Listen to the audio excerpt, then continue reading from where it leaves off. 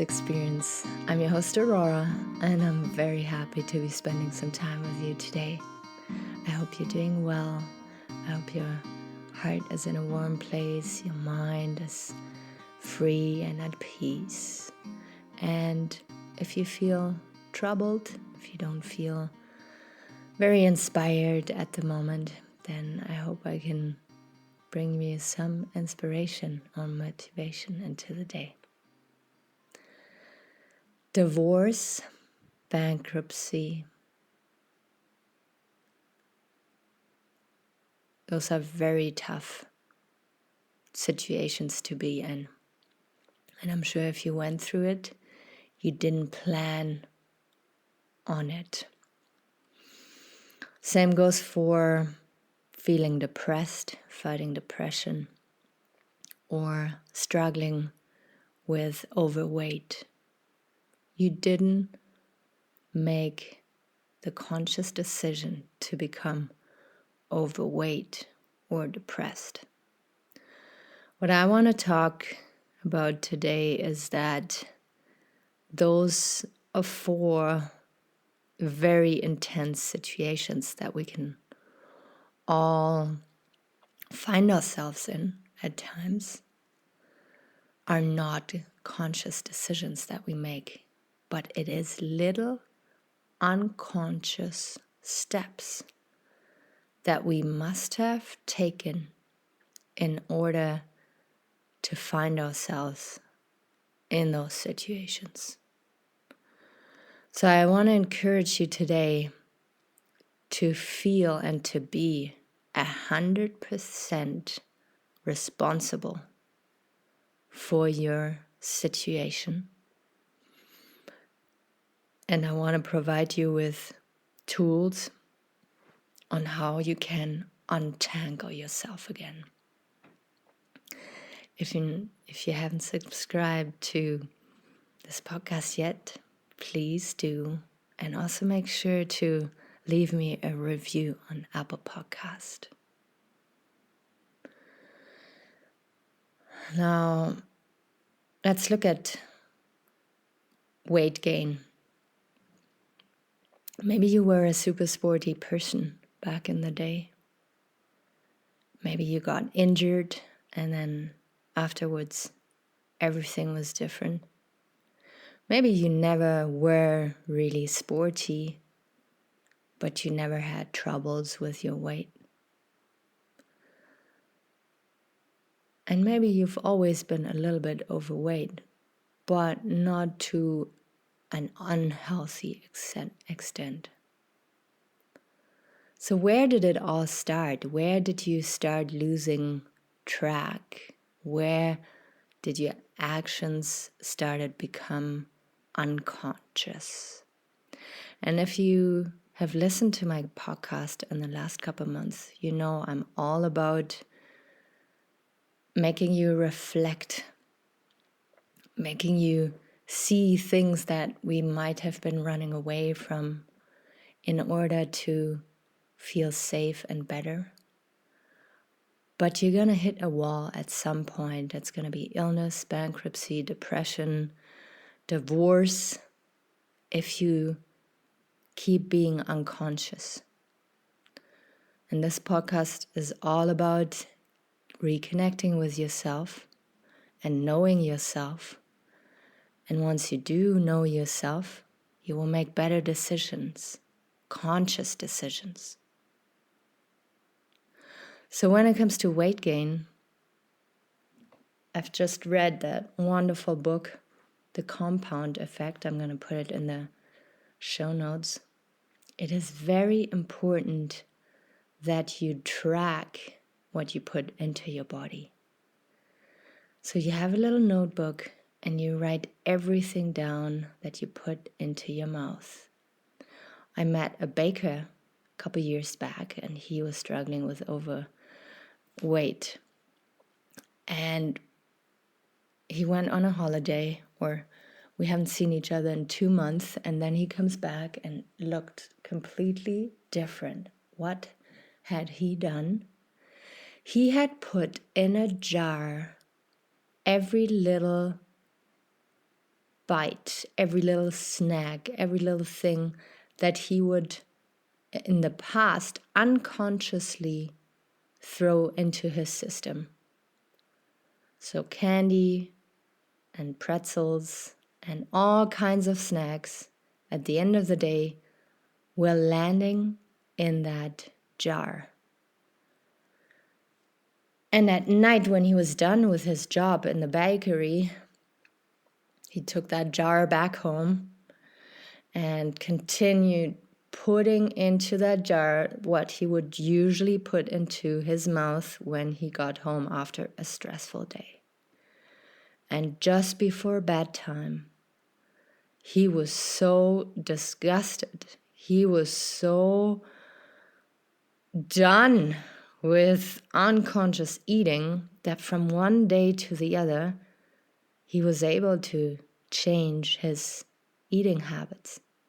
Instead of snacking all day long, he started drinking more, and he also felt more energetic, drinking more water and snacking less. So he started feeling like he wanted to go for a walk or a little jog after work. And he kept those good little habits for a good 2 months, and there was a big change happening, not only on a physical level, but on a mental and emotional level as well. So I think a lot of times we think, oh my God, like it took us so long to get to bankruptcy, to divorce, weight gain. It's going to take just as long to get out of this, and it's going to be so painful. But this is just a belief that you have to get rid of. Those little baby steps that you can take from today on can help you so much to make you feel empowered and good about yourself instantly again. When it comes to money,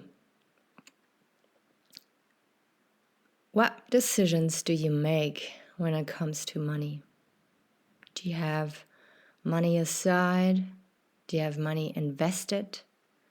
Do you know how you spend your money on a daily basis? And there again, it's very important to track if you want to change something, because the awareness of how you spend, how you consume, is going to make you change your behavior already. In this little book, The Compound Effect, he talks about how a $4 coffee consumed daily will amount to, I think it was $50,000 over 20 years. And yeah, maybe you can say now, yeah, but it's just 3 coffees a week, and it's not every week.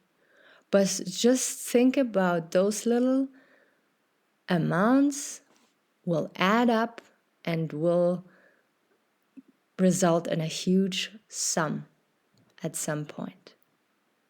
And is that really how you want to spend your money?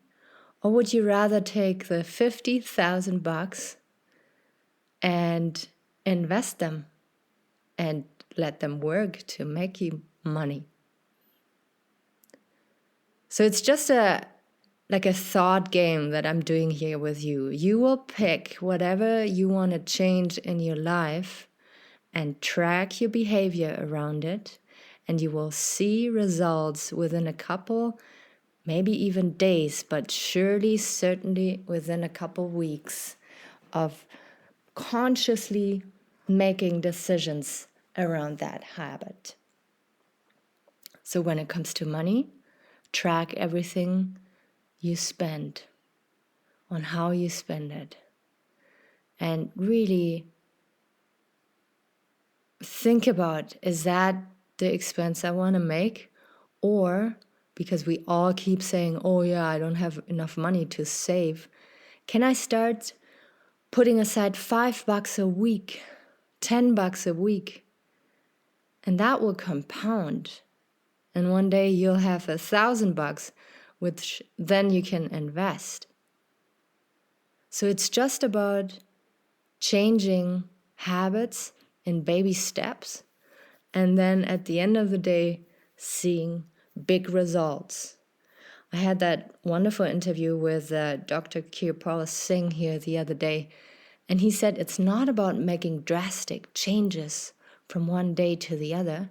Just think about sitting in a car behind the steering wheel, and if you only turn that wheel a little bit to the left, then you will go to the left side at some point. It's not about abruptly turning the wheel to the left. That's a dangerous thing to do, and most people faceplant when they change habits too radically. But if you incrementally change your habits for the better, you will see big changes in the future. Same goes with weight loss, and same goes with romantic relationships. I'm sure you didn't want that divorce to happen. I'm sure you didn't want to fight with your spouse. But now you're sitting there and everything went sideways, and divorce is being filed and depression is kicking in.